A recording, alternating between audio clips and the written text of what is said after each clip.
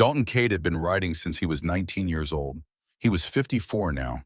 The knees hurt, the back hurt, but the road never changed, and that suited him fine. He'd pulled off Route 2 just past Havre, Montana because his gas gauge was sitting on empty and his stomach wasn't far behind. The diner was called Rosie's. Hand-painted sign, 2 pickup trucks in the lot, the kind of place that's been there 40 years and will be there 40 more.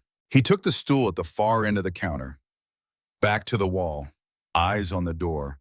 30 years in the Hells Angels don't shake loose easy, even when you're technically retired. And Dalton was technically retired, had been for 6 years. He still wore the vest because the vest was who he was, but he wasn't running anything. Hadn't been to a chapter meeting in over 5 years. He'd made a decision after something happened up near Billings, something he didn't talk about and didn't let himself think about during daylight hours. And the decision was this: he was done. He'd paid his debts. He was riding solo heading west, and he wasn't stopping for anything except gas and food. The waitress poured him coffee without being asked. He liked her immediately. She pointed at a slice of pie under a glass dome at the end of the counter. "Last slice apple fresh this morning." He said he'd take it. She walked away. He wrapped both hands around the mug and stared at the parking lot through the window. That's when he noticed the girl, corner booth alone, a backpack on the seat beside her like it was a person. Dark hair pulled back with a rubber band, a red jacket with a broken zipper. She was eating a grilled cheese with both hands and watching him. Not glancing, watching, steady. Dalton had the kind of face that made people look away, not toward. So a kid holding his gaze meant either she hadn't learned better yet, or she wasn't thinking about him the way he assumed. He turned back to the counter. The cook came out from the back. A heavy-set man, late 40s, with a flat face that didn't settle into any expression. Not friendly, not unfriendly, just blank. He walked to the end of the counter, lifted the glass dome, and slid the pie plate toward Dalton's stool. Then he went back through the swinging kitchen door without a word. Dalton pulled the plate in front of him, picked up the fork. The girl was already on her feet. A hand slammed down on the counter. The pie plate rattled. The fork hit the floor. She had both hands on the seat back, staring at him like she'd seen something terrible. "Don't eat that." Not a warning. Command. The man was big. Leather vest, tattooed forearms. He turned slowly, the way men turn when they've stopped being surprised by anything. "Kid, mind your business." She didn't move. Her eyes went to the pie, then back to him. I watched him put something in it. "For you." For the mean-looking man. His name was Dalton Cade. People called him Grinder. And in 30 years of road life, nobody had ever scared him like that little girl just did. How did a child he'd never seen before know exactly who he was? Dalton stood up. He was 6'2" and built like someone who'd been carrying heavy things for 30 years because he had been. When he stood in that diner, the whole room noticed. The waitress stopped refilling a coffee cup. The trucker in the middle booth looked up from his phone. The girl watched him. She didn't look relieved. She looked like she was waiting for something else. He pushed through the swinging door into the kitchen. The cook was at the grill, back turned. He didn't turn around. "Need something?" "Yeah," Dalton said. "Turn around." The man took his time. He wiped his hands on a dish towel, turned slowly, leaned against the counter. He had small eyes that sat deep in his face. And when he looked at Dalton, there was no surprise there. That was the first thing Dalton clocked. A man who sees a customer walk into his kitchen should be confused or at least irritated. This man was neither. "You got a problem with the food? You put something in my pie." Nothing moved in the man's face. "Don't know what you're talking about." "The little girl saw you." "Little girls see all kinds of things." Dalton took 2 steps toward him. "Empty your pockets. You got no right. Empty them, or I'll empty them for you." The cook looked at the back door. Just a flicker. Dalton caught it. He crossed the kitchen in 3 steps, put a hand flat on the man's chest, and pushed him against the wall hard enough that a row of pans rattled on their hooks. "Don't." The cook's hand went toward his apron pocket. Dalton caught the wrist, twisted it. Something small dropped to the floor. A folded paper pouch. The kind a pharmacist might fold medication into, except this wasn't any pharmacy. Dalton picked it up, opened it. White powder, half empty. Half of it was already in that pie. He looked at the cook. "Who sent you?" The man said nothing. "I'm only asking once." The cook's jaw tightened. "You know who." Tell me anyway. Vernon Pike. He said it quiet, like he wasn't happy saying it at all. Dalton hadn't heard that name in years. He'd hoped he'd heard it for the last time. Pike wasn't a chapter leader or a rival gang. He was something worse. A man who'd been treasurer for Dalton's chapter 6 years ago, a man who'd been skimming. Not from the chapter funds, from a private fund they held on behalf of 3 families whose men had died in a road accident that Pike had been responsible for. The families never knew the money existed. They certainly never saw it. Dalton had gone to the chapter president first. The president hadn't acted, so Dalton had gone directly to Pike. He'd convinced Pike to pay every family back. Dalton had not been gentle about the convincing. And 2 weeks later, Dalton had walked away from the chapter entirely. Pike had the money to hire someone like this. He had the patience to wait 6 years. And now apparently he'd decided the problem needed something more permanent than patience. How'd Pike know I was coming through here? I don't know. I just know what I was told to do, which was what put me down quiet. Make it look like a health thing. Dalton stood there a moment. Then he reached into his jacket and pulled out a zip tie.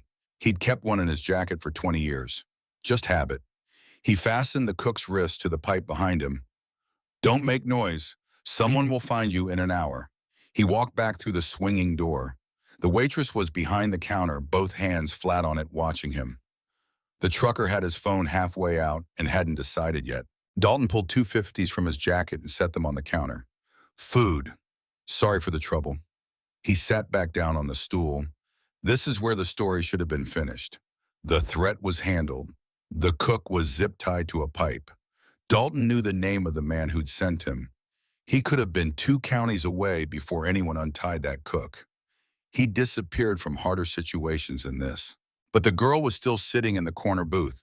She hadn't moved during any of it, watching him with those same steady eyes. The grilled cheese was gone, both hands around a glass of water. He walked over and sat across from her. You all right? Yes. You're not going to ask me what happened in there? No. He studied her. Most kids would. She didn't say anything to that. The diner settled back into itself.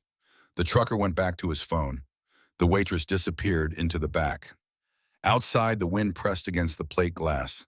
A car moved through the parking lot slow and pulled around to the far side of the building. Dalton watched it go. His shoulders came down an inch. He looked at the backpack beside her. Where are you headed, West? Who's waiting for you? She looked out the window. Nobody's waiting, but I need to get there. How'd you get here? Bus. But the bus doesn't go further than Hover. He watched her for a moment. Something about the way she said West. Not like a direction, like an address. Like someone had given her that specific word. You got family somewhere out that way? She looked at him. And for just a second, the first time since he'd noticed her, something moved across her face. Not sadness exactly. Something quieter. Maybe. He leaned back, looked at the parking lot. He had his bike. He had his gear. He was already heading west. The logical thing was to get the kid to the next bus depot, make sure she was safe, and ride on. He'd done a good deed for the day. More than one. He picked up his coffee. The front door of the diner opened. 2 men walked in.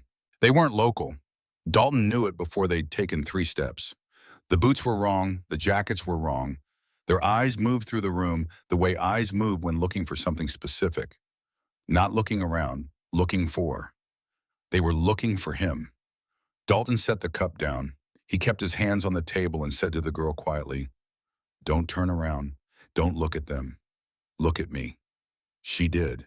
We're going to stand up in about 30 seconds. We're going to walk toward the bathroom hallway. There's a back exit next to the mop closet. We go through that way. Okay. She said it like she'd done this before. That bothered him. He filed it away. He stood, put a hand on her shoulder, and walked them both toward the back. He didn't look at the 2 men, looking signals awareness. He moved like a man who needed the restroom. He heard one of them say something to the waitress. He heard her start to answer. He was sitting right. He pushed the girl through the back exit, cold Montana air. Behind the diner, a gravel lot, propane tanks, a dumpster. His bike was out front, no good. They'd have eyes on the front. He made the calculation fast. One of the trucks in the front lot, 2 exposed. Back wall of the building, then the corner, then across. My bike's on the other side. When I say run, you run and don't stop. You get on the back and you hold on. You understand? Yes, you ever been on a motorcycle number first time for everything? He moved them along the back wall. At the corner, he stopped, looked around the edge. One man was already outside, scanning, hand near his jacket, not reaching, just near. Dalton moved fast, not running. Running triggers the same thing as looking. He covered the distance in 4 seconds. The man turned. Dalton drove his elbow into the man's nose before the hand near the jacket could become anything else. The man dropped. Something fell from his hand. Dalton grabbed it. Not a weapon, a phone. And on the screen, still visible before it locked, was a photograph. Dalton's photograph. His face, and below it an address. Not just any address. His sister's address. A house in Spokane he hadn't visited in 3 years. He stared at it for 1 second. Then he pocketed the phone and ran. The girl was already moving. He had the bike started in 4 seconds. She was on the back in 5. Arms locked around him, grip like a vice. He pulled out of the lot and gravel, hit the road and opened it up. 2 miles out, he checked the mirrors. One set of headlights appeared, then disappeared at the next turn. Not following, or not yet. At the edge of town, he pulled into a gas station and let the engine idle. You good? Yes. She said it from behind him, steadier than she had any right to be. He stared at the mirrors. His mind was working. Vernon Pike he could handle. That was a problem he understood. With edges he could see. But the phone changed the shape of everything. Pike wasn't just trying to drop Dalton quietly. He was mapping Dalton's people, his family, his route. The poison pie was the first move, the quiet move. Now that it had failed, nothing that came next would be quiet. And then there was this girl, this child who'd been sitting alone in that diner, who'd known to warn him, who'd said she was heading west with no one waiting for her, who'd followed instructions in an emergency like she had a protocol for it.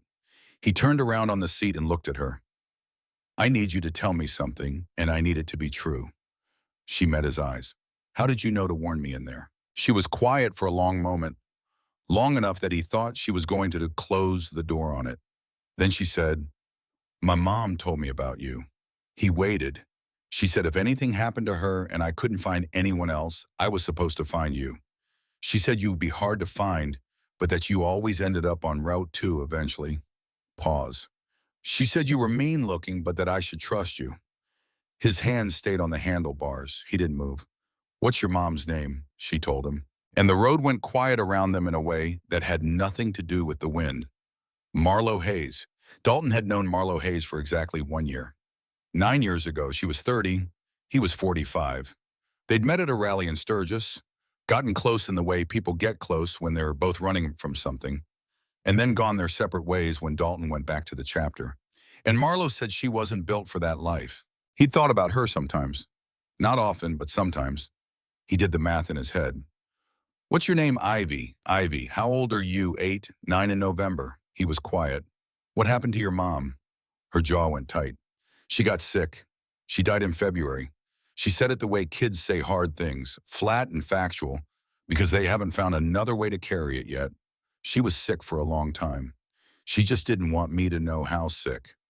Is there nobody else, no family? She had a brother, but he moved. I don't know where. She looked down at the handlebars. She told me about you about a month before she died. She wrote your name on a piece of paper. She said you lived on the road and you'd be hard to find. But she said Route 2 in Montana was where you always ended up in summer. Pause. She said you were the only person she ever trusted with her whole life. Dalton stared at the road ahead. His chest was doing something he couldn't name. Did she tell you anything else about me? Ivy nodded. She said you used to be scary. And then she said actually you were still scary, but that you were the good kind of scary. She looked up at him. She said she tried to call you, but your number was changed. I change it every 2 years. She didn't know how else to find you. He let that settle.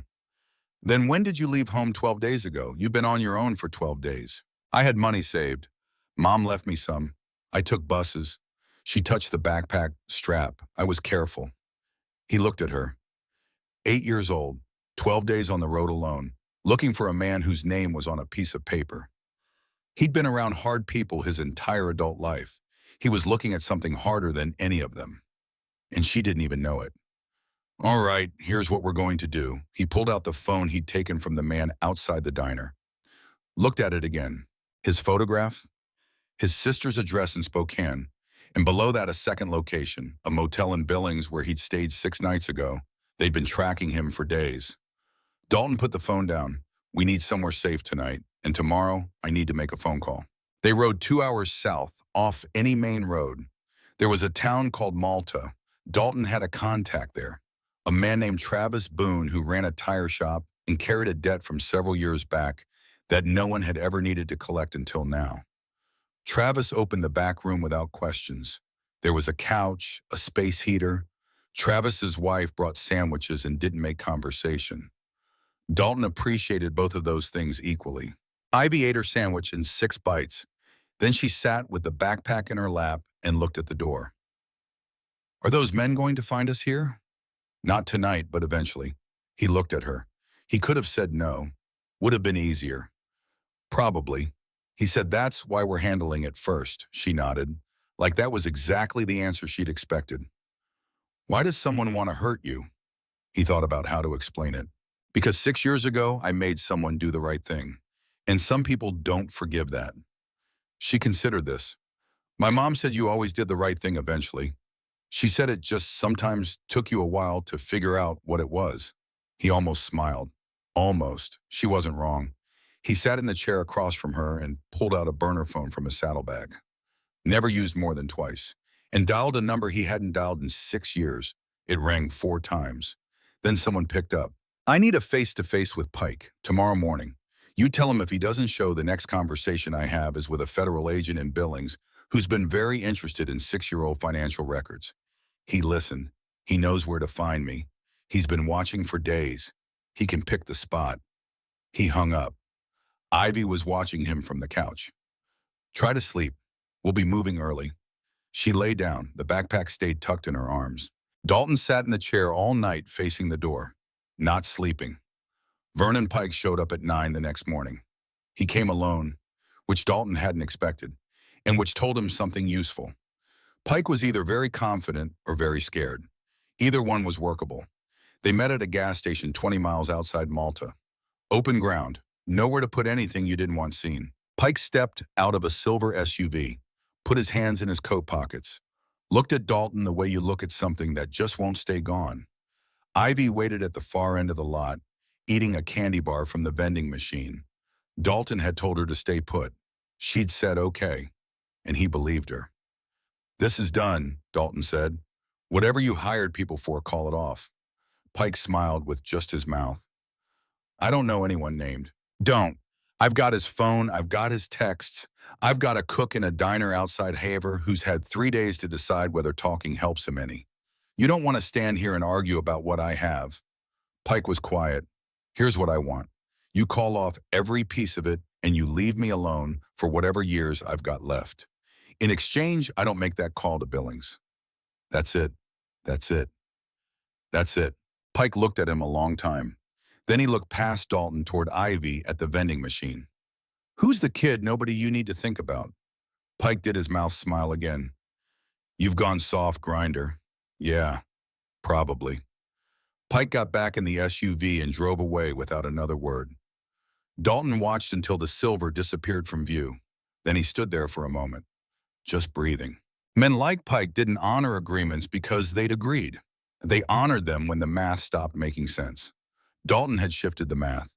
The threat of federal attention was real, and Pike knew it. 6 years of careful insulation didn't survive that kind of scrutiny. Keeping Dalton alive cost less than blowing everything up. He walked back to where Ivy was standing. She held out the second half of the candy bar. He took it. They stood there eating for a moment without saying anything. Is it over for now? What does for now mean? It means we're safe today, and I'm going to make sure we're safe tomorrow too, and the day after that. She looked up at him. Are you going to take me somewhere? He'd been thinking about this since 3 in the morning. Sitting in that chair, watching the door, he'd been turning over what Marlo had done, what she'd known. She hadn't sent Ivy to find Dalton because he was a good guardian by any standard measure. She'd sent her because she trusted him. Because somewhere in the math of a hard life, she decided that Dalton was the one person who would both protect this child and be straight with her. Not gentle. Straight. He thought he could do that? Yeah. We're going somewhere. We're west. You said west. She nodded. You told me Oregon. My mom had a friend there. She said if things got very bad, I could go there. But she said to find you first. Then Oregon's where we're going. They pulled out of Malta on a morning that had turned bright and cold. The road stretched ahead through open country, nothing on either side but grass and distance and sky. Ivy held on with both arms. After the first hour, he felt the change in her grip, the stiffness going out of her shoulders, like she'd made a decision somewhere in the first 60 miles and set something down. She was too young to have been carrying what she'd been carrying. The 12 days alone, the grief she'd kept flat and factual because that was the only way to hold it without dropping it. The weight of a piece of paper with a stranger's name on it, and a bus, and a direction, and nothing else. Around the 2-hour mark, she leaned her head against his back. He didn't comment on it. He thought about Marlo, about a sick woman sitting down at a table with a piece of paper and writing the name of someone she hadn't seen in 9 years. Because when she looked at everything she had, that name was the most solid thing she could offer her daughter. He thought about the year they'd had, and about the morning she'd told him she couldn't live his kind of life, and how he'd understood without argument, and how they'd parted without rancor. He hadn't known. She hadn't said. Maybe she hadn't been sure. Maybe she'd never planned to say anything at all, but she'd been sure enough at the end, sure enough to write the name down, sure enough to send Ivy through 12 days of buses and diners and strangers with a broken zipper on her jacket and a candy bar in her pocket toward a man she'd been told to trust. He'd spent 6 years calling it retirement, calling it riding away. Maybe that's what it had been, or maybe the road had been pointing him somewhere all along. And he just hadn't known what the destination looked like until a small girl put her hand on a counter and said 4 words. He rode. She held on. The sky ahead was wide and going somewhere. And for the first time in 6 years, Dalton Cade wasn't moving away from anything. He was riding toward what came next. They stopped for gas just outside of Lewiston, Idaho, 3 hours into the ride. The sun was high and clean, and Ivy climbed off the bike stiff-legged, but didn't complain. Dalton filled the tank while she went inside for the restroom. When she came back out, she had 2 bottles of water and a bag of pretzels. She handed him one of the bottles without asking if he wanted it. He took it, drank half of it, standing there in the sun. You doing okay? Yes, your legs sore a little. We'll stop more often tomorrow. She nodded, opened the pretzels, ate 3 of them one after another like she was proving something to herself. They sat on the curb outside the gas station. The bike ticked as it cooled. A semi rolled past on the highway, air brakes hissing. Can I ask you something, Ivy said. Yeah. Did you know my mom was sick? Would you have come if you did? He looked at her, 8 years old, asking questions most adults wouldn't touch. I don't know. I didn't know about you. If I'd known about you, yeah, I would have come. She ate another pretzel. Mom said you were a good man, but you lived a hard life. She said those 2 things didn't cancel each other out. Sounds like something she'd say. Did you love her? Dalton was quiet for a long time. The sun beat down on the asphalt. A car pulled in across the lot. A woman got out, started pumping gas, got back in. I cared about her, he said finally. I think in another life with different choices. Yeah, I could have loved her, but I made my choices and she made hers. Ivy looked at him. Do you wish you made different choices every day? She seemed to accept that. She folded the top of the pretzel bag down, set it on the curb between them. Mom said regret's okay as long as you don't live there. He almost smiled. She was smarter than me. She said you were smart too, just in different ways. They sat there another minute. Then Dalton stood, brushed off his jeans. We should get moving. Got a long way still. Ivy stood, picked up the pretzel bag. They walked back to the bike and she climbed on without hesitation this time, like she was learning the rhythm of it. He started the engine, felt her arms come around him, and they pulled back onto the highway heading west. The landscape changed as they rode, mountains in the distance growing closer, pine trees thickening on both sides of the road, the air colder up here, cleaner. Dalton's mind was working the whole time. Vernon Pike had backed down. That was good.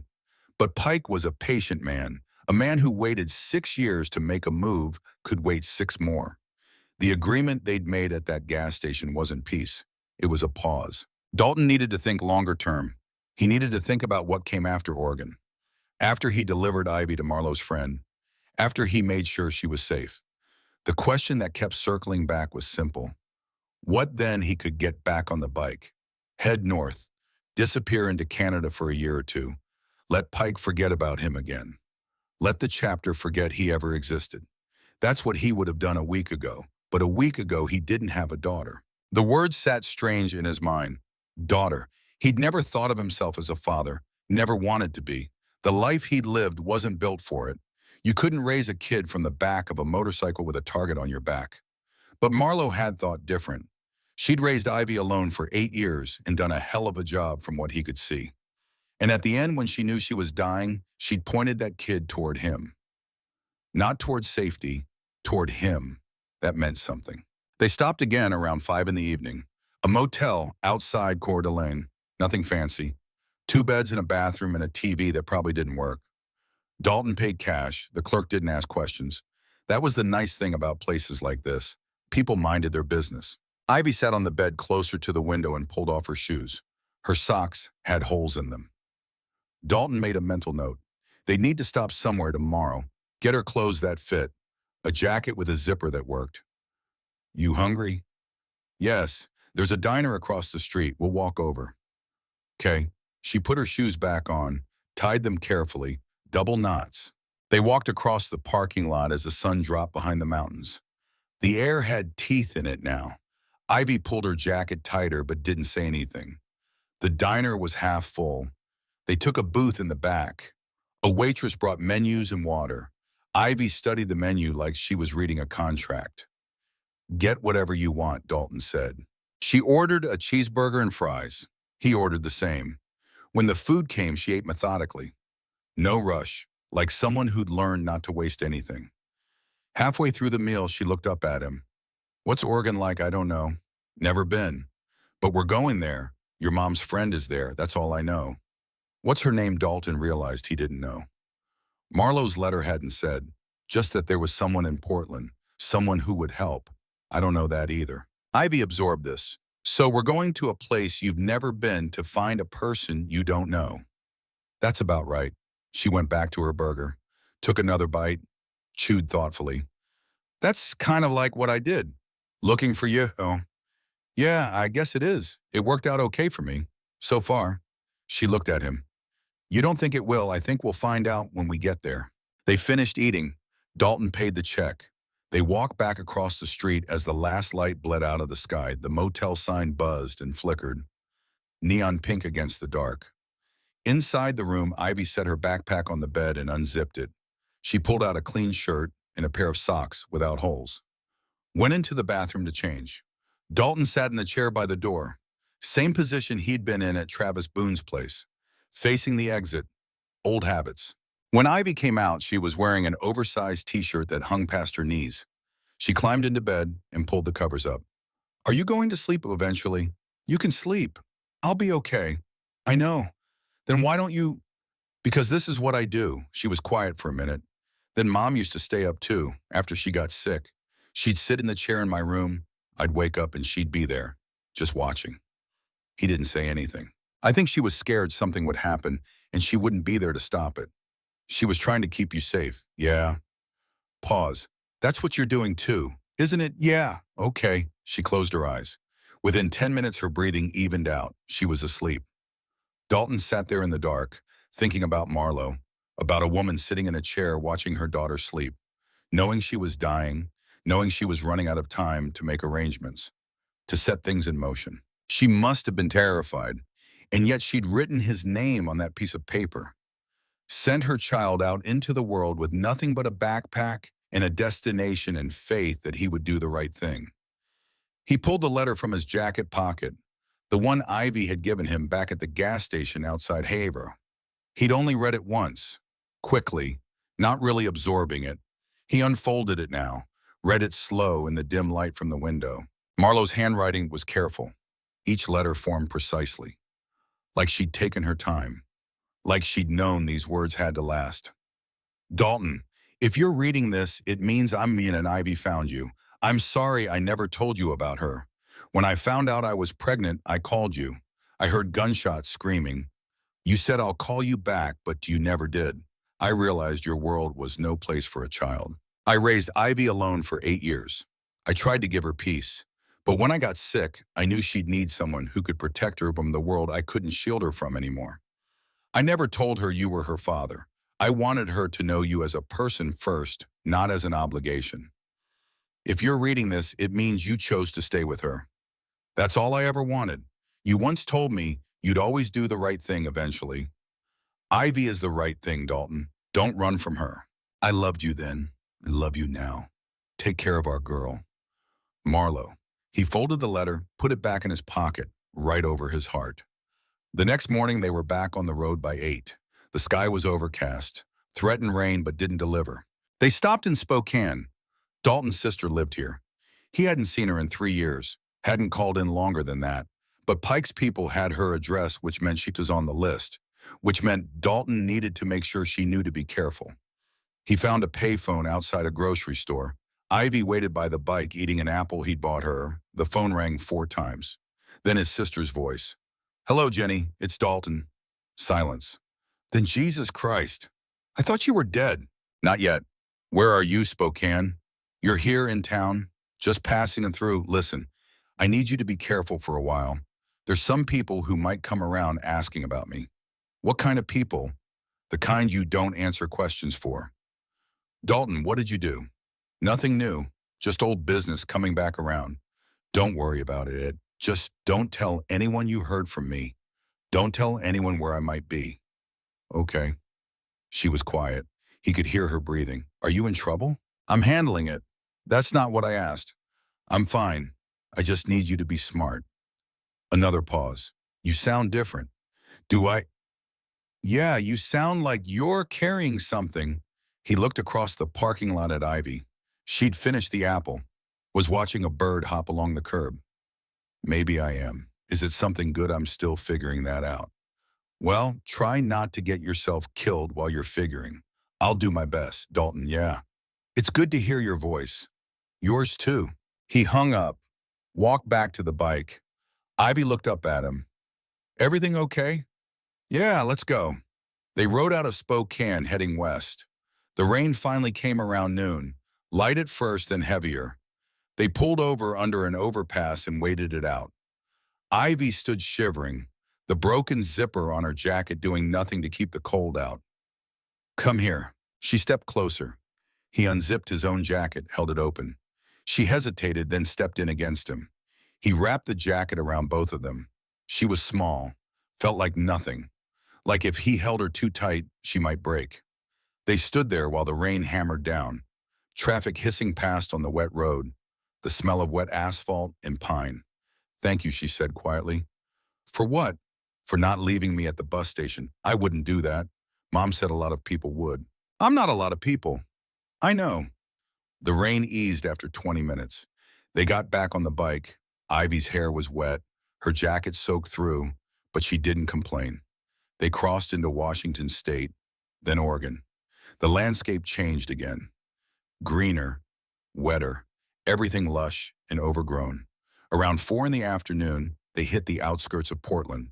Dalton pulled into a gas station, filled up the tank one more time. Ivy got off the bike, stretched, looked around at the city spreading out ahead of them.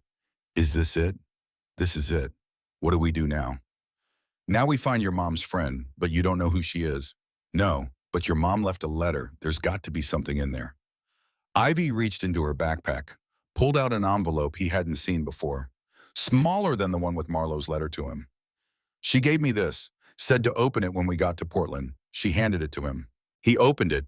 Inside was a single piece of paper with an address written in Marlo's careful handwriting.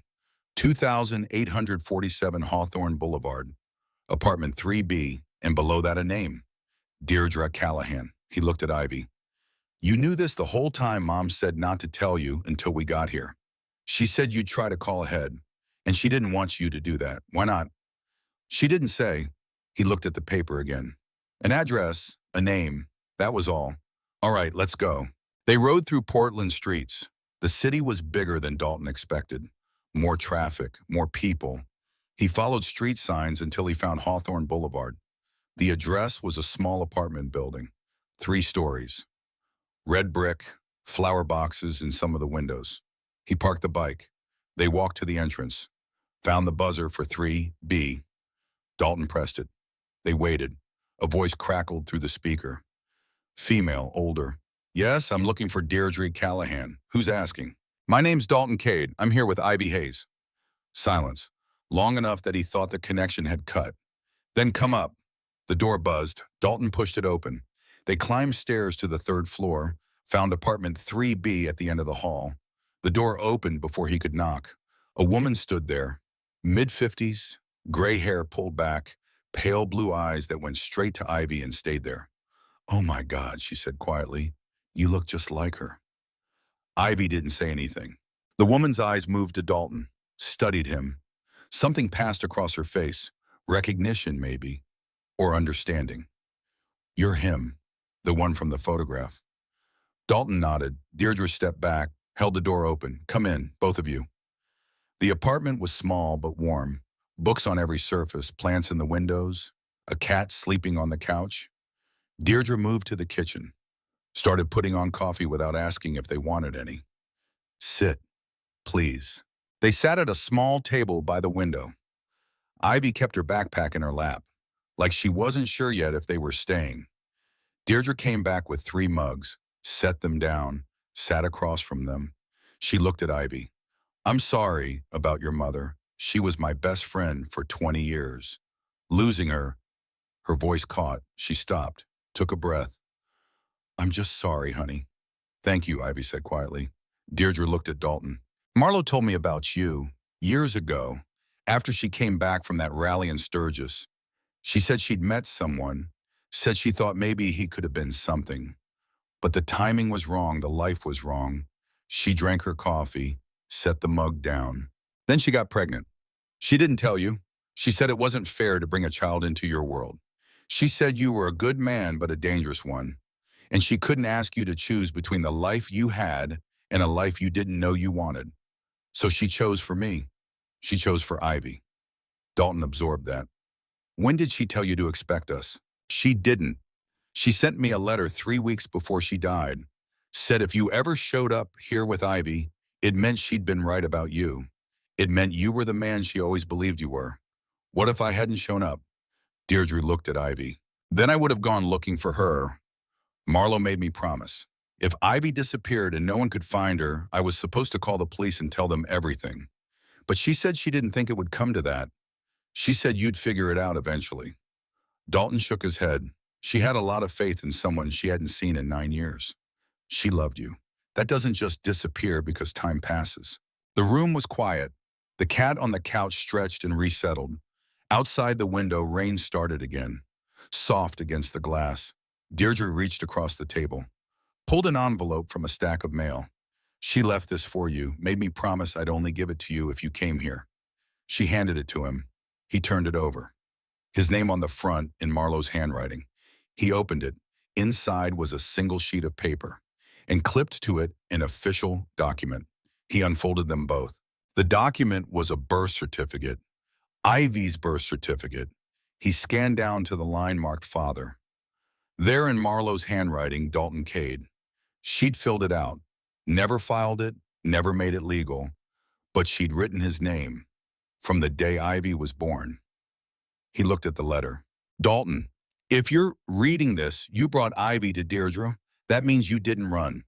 That means you're trying to do right by her. I knew you would. I always knew.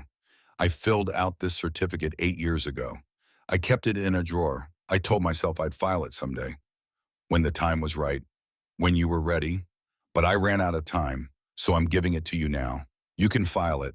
You can ignore it. That's your choice. But I wanted you to know, I always knew you were her father. I never doubted it. Not for a second. She has your eyes, your stubbornness, your heart. Take care of her. Love her. She's the best thing I ever did. And you're part of that, whether you knew it or not. I love you. I always will. Marlo. Dalton set the letter down. His hands were shaking. Ivy was watching him. What does it say?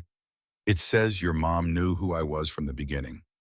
Deirdre stood, walked to the window, looked out at the rain. Marlo asked me something before she died. She asked if you came here, would I let you and Ivy stay nearby? She didn't want Ivy to be alone, but she also didn't want to trap you. She said you'd spent your whole life running from things. She didn't want to be another thing you had to run from. Deirdre turned back to face him. So I'll ask you what she wanted me to ask.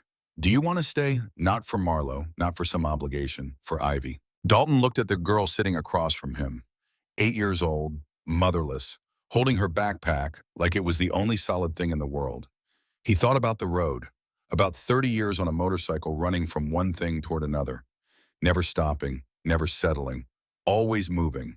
He thought about what Marlo had written, about doing the right thing, about Ivy being the right thing. He thought about the fact that he'd spent 6 years calling himself retired, telling himself he was free. But freedom without purpose was just another kind of prison. Yeah, he said finally, I want to stay. Ivy's hands relaxed on the backpack. Deirdre nodded. There's a rental 2 blocks from here. 1-bedroom apartment, nothing fancy. I know the landlord, I can make a call. Dalton looked at Ivy. That okay with you? Yes, he looked back at Deirdre. Make the call. That night, they slept in Deirdre's spare room. Ivy took the bed. Dalton took the floor. Old habit. Around midnight, he woke to find Ivy standing over him. You okay? Can't sleep. Come here. She sat down next to him, pulled her knees up to her chest. I keep thinking about my mom. That's normal. Do you think she knew that you'd say yes? I think she hoped. Ivy was quiet. Then, are you scared of what, being my dad? He thought about lying, thought about telling her no, everything was fine, he had it all figured out. But Marlo had asked him to be straight with her, not gentle. Straight, yeah. I'm terrified. Why? Because I don't know how to do this. I've never been anyone's father, never wanted to be. The life I lived wasn't built for it. Pause. But your mom believed I could figure it out, and I'm going to try. Ivy leaned against his shoulder. I'm scared too. Of what? That you'll leave. That one day you'll wake up and decide this was a mistake, and I'll be alone again. He put his arm around her. I'm not leaving. How do I know? Because I'm telling you, and I keep my promises. She was quiet. Then Mom said that too. About you. She said if you gave your word, you'd die before you broke it. Then believe it. They sat there in the dark, the apartment quiet around them. Outside a car passed, headlights sweeping across the ceiling. After a while, Ivy's breathing evened out. She'd fallen asleep against him. Dalton shifted carefully, lifted her, carried her to the bed, tucked her in. He went back to his spot on the floor, lay there staring at the ceiling. Tomorrow they'd look at the apartment, start figuring out what came next. School for Ivy, work for him, some kind of normal life. It was a strange thought. Normal. He'd spent 30 years running from exactly that. But maybe that was the point. Maybe normal wasn't something you ran from. Maybe it was something you earned. Maybe it was the hardest thing he'd ever done. And for the first time in longer than he could remember, Dalton Cade thought maybe he could do it. Maybe he could be the man Marlo always believed he was. Maybe he could be a father. He closed his eyes, and for the first time in 6 years, he slept without facing the door. The apartment was on Morrison Street, second floor of a building that had seen better days but wasn't falling apart. 1 bedroom, a kitchen barely big enough to turn around in, a bathroom with tiles that didn't match, a living room with windows facing east. Dalton signed the lease with cash for first and last month.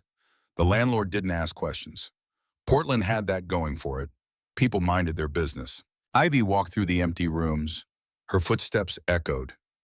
She stopped at the bedroom window, looked out at the street below. Is this ours? Yeah, for how long? Long as we need it. She turned to look at him. We've never stayed anywhere longer than a night. I know, it feels weird. You'll get used to it. She walked back into the living room, stood in the center of the empty space. We don't have any furniture. We'll get some. With what money I've got, money. She looked skeptical. Not a lot, but enough to get started. I'll find work. We'll figure it out. What kind of work? Whatever needs doing. The next 3 days they spent making the place livable. Deirdre helped, knew where to find cheap furniture, secondhand stores, estate sales. By the end of the week, they had 2 beds, a couch that sagged in the middle but was clean, a table with 3 chairs, dishes, pots and pans, the basics. Ivy's room was small, just enough space for the bed and a dresser. But she had a window, and Dalton put up curtains Deirdre had found, light blue with white clouds. Ivy stood in the doorway looking at it. It's nice. Yeah, she walked in, sat on the bed, bounced a little testing the springs. Mom and I never had our own rooms. We always shared, even when we had a bigger place. Well, now you've got your own. She looked around, something working in her face. I wish she could see it. Dalton didn't have an answer for that. He just nodded. That night, they ate dinner at the table. Deirdre had brought over a casserole. They ate it with bread and butter. Ivy was quiet through most of the meal, after Dalton washed dishes while Ivy dried. Old rhythm, like they'd been doing it for years instead of days. When they finished, Ivy went to her room. Dalton heard her moving around, unpacking the backpack finally, putting things in drawers. He sat on the couch, turned on the TV, nothing good on. He turned it off. The apartment was quiet in a way that felt permanent, not the temporary quiet of a motel room. This was different. This was the quiet of a place you came back to. He wasn't sure how he felt about that yet. 2 days later, he found work at a garage on the east side. The owner was a guy named Phil, 60 years old, bad back, needed someone who knew their way around an engine. Dalton knew his way around an engine. The pay wasn't much, but it was steady. Phil didn't ask about his past, didn't care where he'd come from, just cared if he showed up on time and did the work. Dalton could do that. He worked 8 to 5 Monday through Friday, sometimes Saturday if they were backed up. He came home smelling like oil and grease. Ivy would be at the table doing homework, Deirdre checking in on her after school. They fell into a routine. Breakfast together, Dalton to work, Ivy to school. Evenings they'd eat dinner. Watch TV sometimes, talk sometimes, sit in silence sometimes. It was the most normal Dalton's life had ever been, and it terrified him, because normal meant staying, and staying meant roots, and roots meant something to lose. He'd spent 30 years making sure he had nothing to lose. Now he had everything. 3 weeks into their new life, Dalton's phone rang. The burner he'd been carrying since Montana. He'd almost forgotten he had it. The number was blocked. He answered. Yeah, Grinder, it's Travis Boone, from Malta. What's wrong? Nothing's wrong, just thought you should know. Vernon Pike's been asking around about you. What kind of asking? The persistent kind. He came through Malta last week, stopped at the shop, wanted to know if I'd seen you, if I knew where you went. What did you tell him? Told him I hadn't seen you since summer. Told him I didn't keep track of old friends. He believed you don't know. He left. But he's looking, Grinder. Whatever agreement you two had, I don't think it's holding. Dalton was quiet. You still there? Yeah, thanks for the heads up. You need anything, you call. I will. He hung up. Stood there in the kitchen holding the phone. Ivy walked in. Stopped when she saw his face. What's wrong? Nothing. You're lying. Maybe. Is it the man from before, the one who wanted to hurt you? Yeah. Is he coming here? I don't know. She set her backpack down on the table, sat in one of the chairs. What are you going to do? I'm going to handle it. How, I don't know yet. She looked at him steady, those eyes that were too old for 8 years. Are we going to leave? The question hit him harder than it should have. No, but if he comes, we're not leaving, even if it's dangerous. Especially if it's dangerous. This is our home now. I'm not running anymore. She absorbed that, nodded. Okay. He looked at her. You trust me? Yes. Why? Because Mom did, and she was smart about people. She was, and because you haven't lied to me yet. I won't start now. That night after Ivy went to bed, Dalton sat at the table with the phone, thought about calling Pike, thought about driving back to Montana, thought about finishing this before it could come to Portland. But that was the old way, the way he'd lived for 30 years, always moving toward the problem, always handling things alone. He had something different now, something he couldn't just walk away from. He needed a different solution. He called a number he hadn't called in 8 years. It rang 6 times. Then a voice he recognized. This is a surprise. I need advice. From me must be serious, it is. The voice belonged to a man named Hector. Ex chapter. Older than Dalton by 10 years, had gone straight 15 years ago, married, kids, grandkids now probably. Talk to me. Dalton told him about Pike, about the poison, about the agreement, about Travis's call. When he finished, Hector was quiet for a long time. Then, "You've got a kid now. Yeah, that changes things. I know. You can't handle this the old way." "I know that too. That's why I'm calling." "Where are you, Portland?" "Oregon." "Yeah. Pike know that. Not yet, but he'll find out. He's got patience and money. Bad combination." Hector breathed into the phone. "Here's what you do. You get a lawyer. You document everything. Every threat. Every attempt. You build a paper trail. Then you go to the cops. Not as a criminal asking for help. As a citizen reporting credible threats. The cops won't care about. They will if you give them enough. Pike's been clean for 6 years, but he wasn't always. You dig into his finances, his associates. You find something current, something they can move on. Then you hand it to them, gift wrapped. And if that doesn't work, then you do what you have to do. But you try the legal way first, for your kid. So she doesn't have to grow up knowing her father solved problems the only way he knew how." Dalton sat with that. "When'd you get so wise?" "When I became a grandfather." "Changes your perspective." "I'm figuring that out." "Good. Don't take too long, though. Men like Pike don't wait forever." They hung up. Dalton sat there in the dark apartment, the fridge humming, traffic outside, normal sounds. He thought about what Hector said, about the legal way, about documentation, about being a citizen instead of an outlaw. It felt wrong, felt like weakness. But maybe that was the point. Maybe strength wasn't always about confrontation. Maybe sometimes it was about choosing the harder path, the one that didn't come naturally. He pulled out his laptop, started searching. Vernon Pike, Montana, business records, property records, anything public. It took 3 hours, but he found something. Pike owned a repair shop in Billings, listed as a legit business.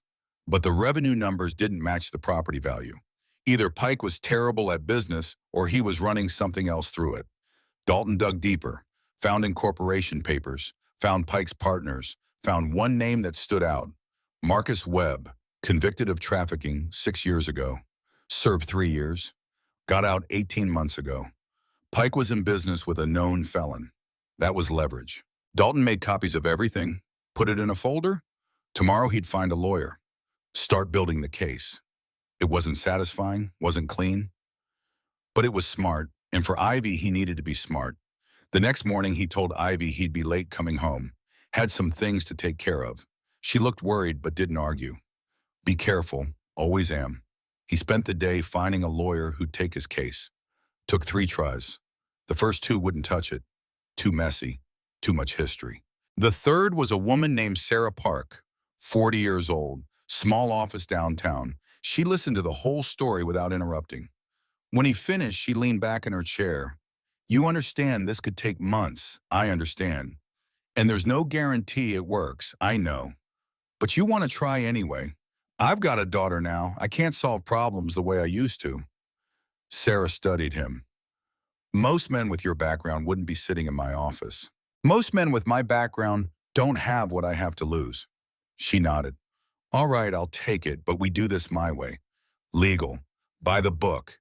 You don't go near Pike. You don't contact him. You don't even think about him. You let me handle it. Deal." They shook hands. Over the next 2 weeks, Sarah built the case, contacted the FBI field office in Montana, presented the evidence about Pike's business partner, about the shell companies, about the money that didn't add up. The FBI was interested, not enough to move immediately, but enough to open a file, to start watching. It was progress, slow, frustrating, but progress. Dalton went to work every day, came home to Ivy every night. They ate dinner, did homework, watched TV, pretended everything was normal. But at night, he still sat facing the door. Old habits. 4 weeks after Travis's call, Dalton's phone rang again. Different number this time. He answered. "Mr. Cade." "Yeah, this is Agent Morrison, FBI. I understand you've been working with Sarah Park on a matter involving Vernon Pike." "That's right. I wanted to let you know we executed a search warrant on Pike's business this morning. Found enough to bring charges. Trafficking, money laundering, conspiracy. Dalton's hand tightened on the phone. He's in custody as of 2 hours ago. For how long? If everything holds up 15 to 20 years. Dalton sat down. Thank you. Thank you, Mr. Cade. Your documentation helped make this happen. Just wanted my family safe. I understand, that should do it. They hung up. Dalton sat there, staring at the phone. It was over. Pike was gone. The threat was gone. And Dalton hadn't thrown a punch, hadn't driven an elbow into anyone's face, hadn't solved it the old way. He'd done it clean. When Ivy came home from school, she found him still sitting there. What happened? The man who wanted to hurt us. He's in jail. For how long? Long time. She set her backpack down. How'd that happen? I did it different this time. The right way. She came over, put her arms around his neck from behind the chair. I'm proud of you. Yeah. Mom would be too. He put his hand over hers. She would have been proud of you too, for being so brave, for coming all this way. I didn't have a choice. You did. You could have given up. But you didn't. They stayed like that for a minute. Then Ivy pulled back. Can we get pizza tonight? Yeah, we can get pizza. That weekend they took the bike out for the first time in a month. Just a ride, no destination, no running. Just the road and the trees and the clean air. They stopped at a pullout overlooking the Columbia River, sat on a bench eating sandwiches Deirdre had packed for them. Ivy's jacket had a working zipper now. New clothes, hair cut neat. She looked healthier, less tired. You like it here? Dalton asked. In Portland, yeah. She thought about it. I think so. It's different from Nebraska. Better different or worse different. Just different. I miss Mom. But I like having you. I like having you too, she smiled. Small but real. Do you think you'll stay? Even now that the bad man's gone? He looked at the river, wide and slow and going somewhere. Yeah, I think I will. Because of me. Because of you. Because this feels right. Because for the first time in my life, I'm not running from something. I'm staying for something. That's good. Yeah, it is. They finished their sandwiches, got back on the bike, rode home as the sun dropped behind the trees. That night, Ivy asked if she could show him something.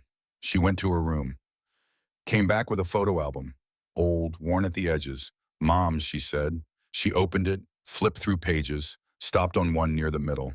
There was Marlo, younger, smiling at the camera. And next to her arm around her shoulders was Dalton. 9 years ago, Sturgis Rally, both of them looking happy in a way he'd forgotten was possible.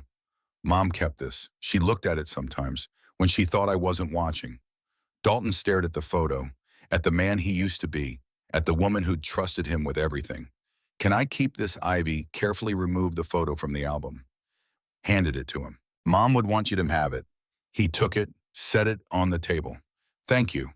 She closed the album, looked at him. Do you think about her every day? Me too, that's good. We should remember her. She was important. Yeah. Ivy stood, stretched. I'm going to bed. All right, good night. Good night, Dad. She said it casual, like she'd been saying it for years. But it was the first time. He felt something crack open in his chest. She walked to her room, closed the door. Dalton sat there alone in the quiet apartment. The photo on the table, his past and his present in one image. He picked it up, looked at Marlo's face, at her smile. I got her here, he said quietly to the photograph. I'm going to keep her safe, I promise. The photo didn't answer, but he felt like maybe somewhere Marlo heard him anyway. 6 months later, Dalton was working under the hood of a Chevy when Phil came into the garage. Got someone here to see you. Dalton straightened, wiped his hands on a rag. Who didn't say? Just asked for Grinder. Dalton felt the old tension return, hand moving automatically toward his waistband, even though he didn't care anymore. He walked out to the front office. A man was standing there. Late 30s, suit that didn't fit quite right. Nervous hands. You, Dalton Cade, depends who's asking. The man pulled out a badge. FBI, Agent Chen. I worked a Pike case with Agent Morrison. Dalton relaxed a fraction. Pike's still locked up. He is. That's actually why I'm here. Dalton waited. Pike tried to make contact with you 3 times in the last month. Letters, we intercepted them. Protocol when there's an active threat assessment. What did they say? The agent pulled out a folder, opened it. 3 letters, all unopened. We can't tell you what's in them. Privacy laws. But we can tell you they exist, and we wanted to ask if you want them forwarded or destroyed. Dalton looked at the letters, Pike's handwriting on each envelope. Part of him wanted to read them, wanted to know what Pike had to say after 6 months in a cell. But the larger part knew it didn't matter. Pike was past, finished. Destroy them? You're sure? Yeah. The agent nodded. Put the letters back in the folder. For what it's worth, you did the right thing, going through proper channels. Most guys with your history wouldn't have. Most guys with my history don't have a kid. The agent smiled slightly. How's she doing? Good. She's good. Glad to hear it. They shook hands. The agent left. Dalton went back to the Chevy, finished the oil change. Mind already moving past Pike, past the letters, past all of it. That night at dinner, Ivy told him about her day, about a science project, about a girl in her class who'd invited her over on Saturday. Dalton listened, asked questions, felt the normalcy of it settle over him like a weight he was learning to carry. After dinner, they watched a movie, some animated thing Ivy picked. She fell asleep halfway through. Head on his shoulder, he turned off the TV, sat there in the dark with his daughter sleeping against him. This was it. This was the life Marlo had trusted him to build. Not perfect, not easy, but real. He thought about the road, about all those years moving from one place to another, never stopping, always running. He didn't miss it. This was better. This weight, this responsibility, this quiet apartment with its mismatched furniture and its small kitchen and its daughter sleeping on his shoulder. This was what he'd been running toward the whole time without knowing it. He carried Ivy to her bed, tucked her in, stood in the doorway watching her sleep for a minute. Then he went to his own room, lay down, didn't face the door this time, just closed his eyes and slept. The next morning was Saturday. Dalton made pancakes. Ivy ate 4 of them. They cleaned up together. Then he told her to get ready. Where are we going? Surprise. She looked suspicious but went to get dressed. They rode the bike across town, stopped at a small storefront. Pet adoption center. Ivy looked at him. Are we, you said you wanted a dog. I did last month. You mentioned it. I didn't think you were listening. I'm always listening. They went inside, looked at dogs for an hour. Ivy fell in love with a mutt. Part terrier, part something else. 3 years old, brown and white, one ear that stood up and one that flopped down. The shelter volunteer said his name was Beans. Ivy laughed. That's a terrible name. You can change it. She looked at Dalton. Can we really take him if you want? She knelt down. The dog came over, licked her face. She giggled. Yeah, I want him. They did the paperwork, paid the fee, walked out with Beans on a leash. The dog rode between them on the bike, Ivy holding him, both of them grinning. When they got home, Ivy set up a bed for Beans in her room. The dog circled 3 times and lay down like he'd always lived there. Dalton stood in the doorway watching. Deirdre came by that evening, brought groceries, met Beans, sat with them for dinner. After, when Ivy was playing with the dog in the living room, Deirdre pulled Dalton aside. Marlo would be so happy to see this. Yeah, this is what she wanted, a home, stability, someone who loves her. I'm trying. You're doing more than trying. You're succeeding. Doesn't always feel that way. It never does. But look at her. They both looked at Ivy, laughing as Beans chased a ball across the floor. She's happy, Deirdre said. That's what matters. Yeah, I guess it is. Later that night after Deirdre left and Ivy was in bed and Beans was snoring in the corner, Dalton sat on the couch with a beer. He pulled out his wallet, found the photo Ivy had given him months ago. Marlo and him at Sturgis, young and smiling. He looked at it for a long time. Then he said quietly, I think we're going to be okay. Me and Ivy. I think we're going to make it. The photo didn't answer. But outside the window, Portland was settling into night. Cars passing, lights coming on in windows, people living their lives. And for the first time in 30 years, Dalton Cade was one of them. Not an outlaw, not a runner, not a ghost. Just a man with a daughter and a bum and an apartment that smelled like pancakes on Saturday mornings. Just a father. He finished his beer, turned off the lights, checked the locks on the door, not because he was afraid, but because that's what you did when you had something worth protecting. Then he went to bed and slept the sleep of a man who'd finally found his way home.